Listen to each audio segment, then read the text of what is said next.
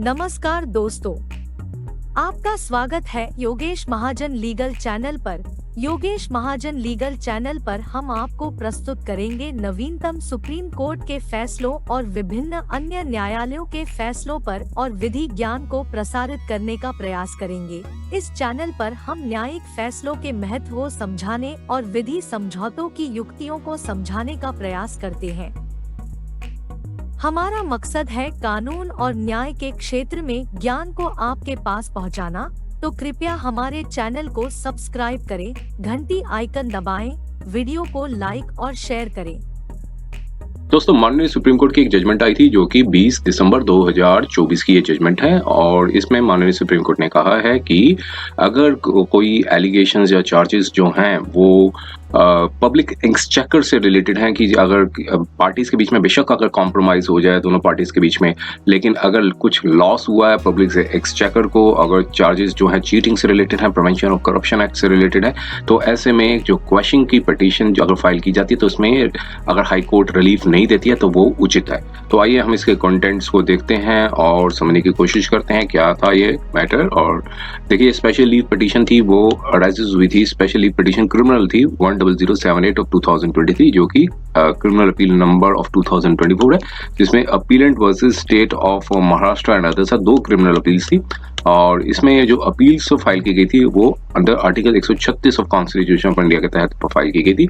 यहाँ पर जो अपीलेंट है उन्होंने एक कॉमन ऑर्डर आया था जो 26 जुलाई 2023 का था, जो हाई कोर्ट ऑफ बॉम्बे ने पास किया था। क्रिमिनल रिट पिटीशन थी वो फाइल की गई थी, तो वहां पे हाई कोर्ट ने डिसमिस कर दी थी पिटीशंस अपीलेंट्स की। यहाँ पर अपीलेंट्स वर्ड्स यूज किया है, तो कई अपीलेंट्स थे जो उन्होंने पिटीशन फाइल की थी 482 सीआरपीसी के तहत। तो means more than one appellate है, अपीलेंट्स मतलब मोर देन वन अपीलेंट है। और यहाँ पर जो एक एफआईआर रजिस्टर्ड हुई थी वो हुई थी 2020 में 24 जुलाई 2020 में, और ऑफेंसेस थे वो चीटिंग से रिलेटेड थे, 120B क्रिमिनल कॉन्स्पिरेसी और प्रिवेंशन ऑफ करप्शन एक्ट से रिलेटेड थे। और फिर उसके बाद चार्जशीट भी फाइल कर दी गई थी, तो उसमें उसको भी जो है क्वेश्चन करने से हाई कोर्ट ने मना कर दिया था। मींस जो प्रेयर मांगी थी अपीलेंट्स ने उनको नामंजूर कर दिया था। अपीलेंट के बारे में बताया कि जो अपीलेंट हैं वो डायरेक्टर्स हैं सो एंड सो कंपनी के, और जो अपीलेंट्स दूसरी एक स्पेशली पिटीशन क्रिमिनल फाइल की गई थी वो एम्प्लॉइज थे रिस्पोंडेंट नंबर 3 बैंक के। तो मींस यहाँ पर जो अपीलेंट्स बनाए गए दो स्पेशली पिटीशंस फाइल की गई हैं। एक पहले जो अपीलेंट है वो एक डायरेक्टर है कंपनी के, और दूसरी स्पेशली पिटीशन जो है वो रिस्पोंडेंट नंबर 3 जो बैंक है उनके एम्प्लॉई हैं, तो उनको भी यहाँ पर अक्यूज्ड बनाया गया। तो वो रिलीफ के लिए यहाँ पर माननीय सुप्रीम कोर्ट में आए थे और एफआईआर में जो है उनको अक्यूज्ड बनाया गया था। अब घटना थी वो 2013 की, जिसमें अपीलेंट नंबर 1 और 2 जो हैं वो डायरेक्टर हैं कंपनी के। उन्होंने एक सैंक्शन लिया था कि वो एक बिल्डिंग परमिट का एक सैंक्शन लिया था और एक कमेंसमेंट सर्टिफिकेट लिया था। एक प्लॉट नंबर्स थे उनके, सो एंड सो नंबर के जो प्लॉट्स थे। और उसके बाद 15 फरवरी 2014 को रिस्पोंडेंट नंबर 3 जो कि बैंक है, नेशनलाइज्ड बैंक है, उन्होंने 50 करोड़ का जो लोन है सैंक्शन कर दिया था कंपनी को। 30 अक्टूबर 2014 को कंपनी ने एक कोलेटरल सिक्योरिटी ओपन किया था और कमर्शियल लैंड को मॉर्टगेज कर दिया था। और अपीलेंट ने टाइमली पेमेंट की थी 2017 को, बैंक को टाइमली पेमेंट करते रहे थे, लेकिन 28 नवंबर 2017 को बैंक ने एक नॉन परफॉर्मिंग एसेट बना दिया था, लोन अकाउंट को non performing NPA non performing asset declare घोषित कर दिया था। और आउटस्टैंडिंग अमाउंट था वो 23.86 करोड़ का आउटस्टैंडिंग अमाउंट था। और फिर उन्होंने बैंक ने रिकवरी प्रोसेस भी स्टार्ट किया था और एक एप्लीकेशन थी DRT डेप्ट रिकवरी ट्रिब्यूनल में एप्लीकेशन फाइल की थी। और 18 फरवरी 2019 को कंपनी और रिस्पोंडेंट बैंक के बीच में एक कंसेंट टर्म्स समझौता टाइप का हो गया था। तो उन्होंने कंसेंट टर्म्स थी वो DRT में फाइल की थी जो कि 15 करोड़ की थी। कंसेंट टर्म्स के मुताबिक कंपनी जो है वो 20 लाख रुपया उन्होंने पे किया था 16 जून 2020 को, और रिमेनिंग थे 14.88 करोड़ 14.88 करोड़ था। मींस 14 करोड़ 88 लाख जो है वो कंपनी ने इंटरेस्ट के साथ देना था और लोन अकाउंट उसके बाद जो है वो क्लोज कर देना था। जब एक वन टाइम सेटलमेंट हो जाती है तो उसके बाद लोन अकाउंट था कर देना था। और इसके बाद एप्लीकेशन थी डीआरटी की, वो डिस्पोज्ड हो गई इस टर्म्स पे। अब यहाँ पर रिस्पोंडेंट नंबर 3 ने एक कंप्लेंट लॉन्च की central bureau of investigation, means respondent number 2 उनको बनाया गया है। तो बैंक ने, नेशनलाइज बैंक ने रिस्पोंडेंट नंबर 2 जो सेंट्रल ब्यूरो ऑफ इन्वेस्टिगेशन वहां कंप्लेंट फाइल की थी अपीलेंट्स के अगेंस्ट में की, और ये बताया, मींस कंप्लेंट में ये ग्राउंड्स थे कि अपीलेंट्स ने जो फंड्स हैं उनको डाइवर्ट कर दिया है। जो रिस्पोंडेंट नंबर 2 से जो बनाया गया है लोन अकाउंट, जो बनाया गया है रिस्पोंडेंट नंबर 2 जिनको बनाया गया है, तो वहां से loan account of respondent number 2 एक लिमिटेड कंपनी का नाम बताया गया, तो वहां से उन्होंने लोन लिया था 25 करोड़ का 2013 में। तो फिर एम्प्लॉइज और कंप्लेंट थी एम्प्लॉइज और कंपनी के अगेंस्ट, दोनों के अगेंस्ट में बैंक ने फाइल की थी कि इन्होंने बिल्डिंग प्लान के प्रोजेक्ट को चेंज कर दिया है, और जिसकी वजह से जो कोलेटरल सिक्योरिटी की जो वैल्यू है वो घट गई है। जो अब जो बिल्डिंग प्लान जो चेंज किया था कोलेटरल सिक्योरिटी की जो वैल्यू घट गई थी, ये बिना बैंक की सहमति से लिया गया था। और 24 जुलाई 2022 को FIR थी वो रजिस्टर्ड हो गई, जो कि रजिस्टर की थी सेंट्रल ब्यूरो ऑफ इन्वेस्टिगेशन ने, एंटी करप्शन ब्यूरो मुंबई की थी। तो उसके बाद चार्जशीट भी वो फाइल कर दी गई थी 31 दिसंबर 2021 को, और जो कि रिस्पोंडेंट नंबर 2 ने फाइल की थी in the above mentioned FIR। अब अपीलेंट ने रिट पिटीशन थी वो फाइल की थी 482 CRPC के तहत कि जो FIR और चार्जशीट है उन दोनों को क्वैश कर दिया जाए। और बॉम्बे हाईकोर्ट का जो ऑर्डर आया था 26 जुलाई 2023 को, उन्होंने रिट पिटीशन को रिजेक्ट कर दिया, कहा कि अपीलेंट के पास एक अल्टरनेटिव रेमेडी भी है जो कि कोड ऑफ क्रिमिनल प्रोसीजर के पास से वो ले सकते हैं बिफोर द हाई कोर्ट। और यहाँ पर अपीलेंट ने यहाँ पर अप्रोच किया सुप्रीम कोर्ट में, यहाँ पर उनके जो काउंसिल ने सबमिशंस दिए थे कि कॉम्प्रोमाइज हो गया है, एक DRT और सेटलमेंट भी हो गया था, और एप्लीकेशन भी जो रिस्पोंडेंट नंबर 3 ने जो फाइल की थी उसके बीच में समझौता हो गया था, और ये एलिगेशन लगाई गई है कि 11 करोड़ का बैंक को लॉस हुआ, ये फॉल्स है और बोगस है, क्योंकि बैंक ने 47 करोड़ रुपया अमाउंट है वो ले लिया है, और जबकि उन्होंने डिस्बर्स्ड अमाउंट जो कि था 33.5 करोड़ का। और कहा, और फिर ये आर्ग्यू ये किया कि FIR में भी देरी हुई है, और कंप्लेंट जो लॉन्च की थी बैंक ने 30 अक्टूबर 2019 को की थी, FIR रजिस्टर 24 जुलाई 2020 को हुई है।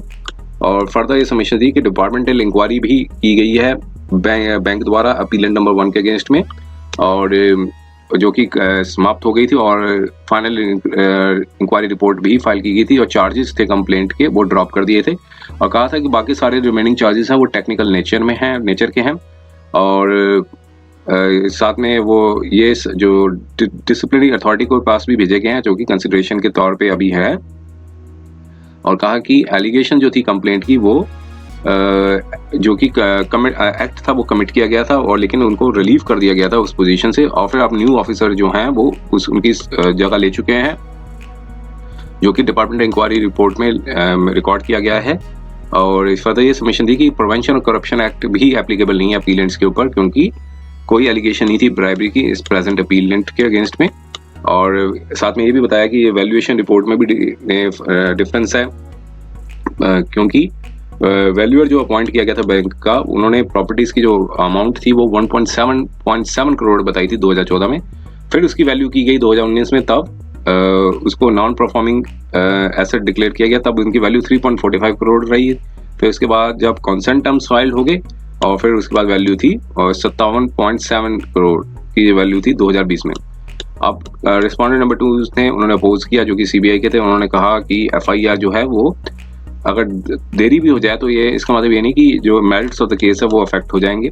और रिस्पोंडेंट नंबर 3 जो बैंक के थे उन्होंने भी अपोज किया और कहा कि सीरियस एलिगेशन से फ्रॉड और चीटिंग के जो अपीलेंट्स के अगेंस्ट में लगाए गए थे FIR में, और इसकी वजह से बैंक को लॉस हुआ है, और जो कि वो पब्लिक मनी को डील कर रहे हैं, और लो वैल्यू की जो प्रॉपर्टी थी उसे एग्जॉर्बिटेंट रेट में, ऊंचे रेट में दिखाया गया, और सिक्योरिटी के तौर पे दिखाया गया, जिसकी वजह से लोन था वो सैंक्शन हो गया।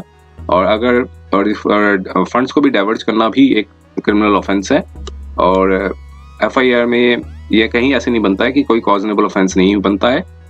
और ये सारे सबमिशन से बैंक के काउंसिल ने भी अपोज किया। अब दोनों के आर्गुमेंट सुनने के बाद कोर्ट ने पहला क्वेश्चन ये देखा कि हमारी कंसिडरेशन में हमने सिर्फ इतना देखना है कि क्रिमिनल प्रोसीडिंग्स क्या क्वैश की जा सकती है, एक सेटलमेंट अराइव्ड हो जाए पार्टीज के बीच में, और एक कंसेंट टर्म्स जो ड्रॉ की गई और सबमिटेड की गई और DRT में, अब काउंसिल से अपीलेंट के उन्होंने हैवीली रिलाइड किया था ज्ञान सिंह की जजमेंट पे, उसके रेलेवेंट एक्सट्रैक्ट्स यहाँ पर रिप्रोड्यूस किए।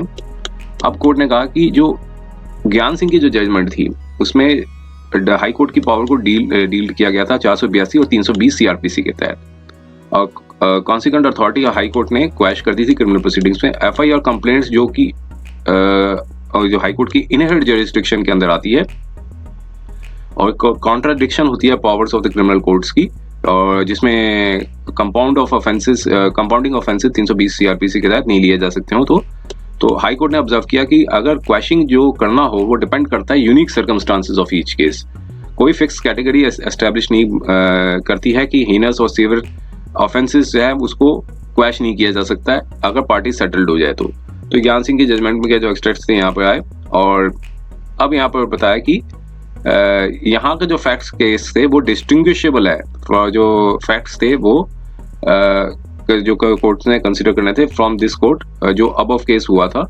तो फिर इसके बाद Pratibha Rai Ahir versus state of Gujarat की जजमेंट पर रिलाई किया। उसमें कहा था कि अगर कोई भी इकोनॉमिक ऑफेंसेस होते हैं जिसमें फाइनेंशियल और इकोनॉमिकल वेलबींग्स होती है स्टेट की और इसका इम्प्लीकेशंस होते हैं, तो वो डोमेन से बाहर के दायरे पे आते हैं, जो भी प्राइवेट डिस्प्यूट्स होता है पार्टीज के बीच में।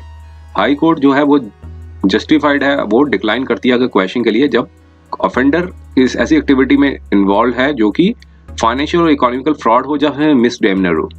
तो कॉन्सिक्वेंसेस थे एक्ट के वो फाइनेंशियल और इकोनॉमिक सिस्टम जो है वो बैलेंस में देखना वेट करना पड़ता है। तो यहाँ से कंक्लूड किया जा सकता है कि इकोनॉमिक ऑफेंसेस जो है वो डिफरेंट फुटिंग पर स्टैंड करते हैं, जो कि अदर ऑफेंसेस होते हैं उनके वाइडर रेमिफिकेशंस होते हैं। और अब यहाँ पर कहा कि जो इकोनॉमिक ऑफेंसेस हैं वो इकोनॉमी की कंट्री की इकोनॉमी को थ्रेटन कर सकते हैं और जिसकी financial health of the country affected होती है। तो मीन्स उससे थ्रेट होता है financial health of the country की, जो भी इकोनॉमिक ऑफेंसेस हैं। और सच ऑफेंसेस अगर ऐसे ऑफेंसेस को लाइटली ले लिए जाए तो कॉन्फिडेंस और ट्रस्ट होता है पब्लिक का वो शेकन हो जाता है, मीन्स डगमगा जाता है पब्लिक का जो कॉन्फिडेंस होता है। और फिर दूसरी जजमेंट्स पे भी रिलाई किया यहाँ पे।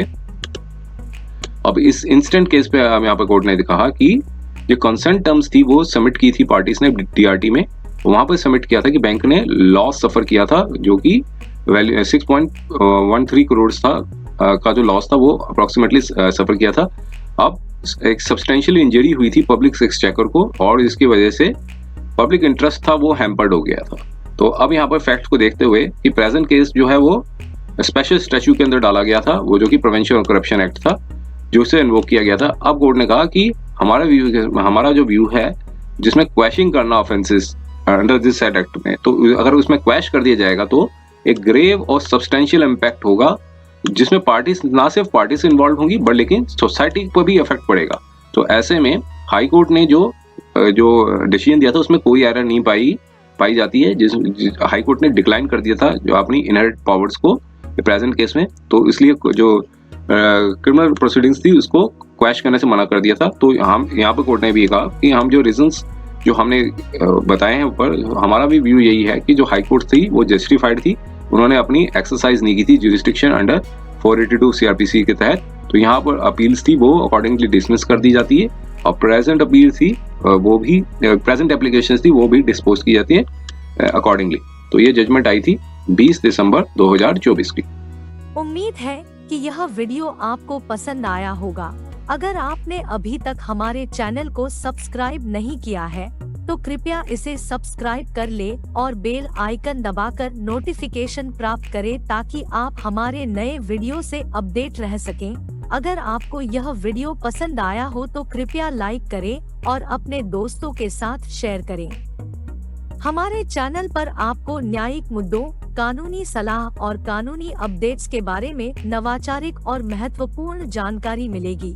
हमारे साथ बने रहें क्योंकि योगेश महाजन लीगल आपके कानूनी सवालों का सहायक है।